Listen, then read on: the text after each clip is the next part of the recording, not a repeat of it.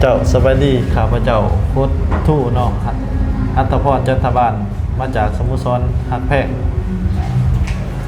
สภาพการกาเกียงของทีมเฮาแมนกาเกียงมาได้1 อาทิตย์เนาะเพราะว่านักกีฬามัน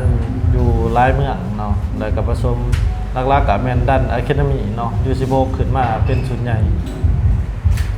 สำหรับความผอมของนักเตะเนาะแมนลอยเนาะ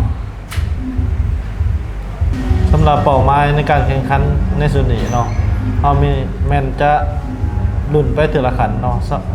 แต่ให้ผ่านรอบแรกเนาะผ่านรอบแรกก่อนและรอบ2เขาจังมาแก้ไขน้ำลังเนาะสำหรับคู่แข่งแมนเป็นทีมที่แข็งเนาะตัวอย่างมาจากวงรอกันไส้เนาะแมนเป็นทีมที่มีประสบแข็งและมีประสบการณ์สูงเนาะถือว่านักพอสมควรอัน2แมน PM เซกองเนาะแมนแซมลีก2ของเซกองเนาะแมนถือว่านักเตะคือสิเกมทีมมาพร้อมสูงเนาะฝากถึงแฟนบ้านมาสมมาเชียอยู่ที่ทีมหักแพงอยู่ที่เดินหน้าโค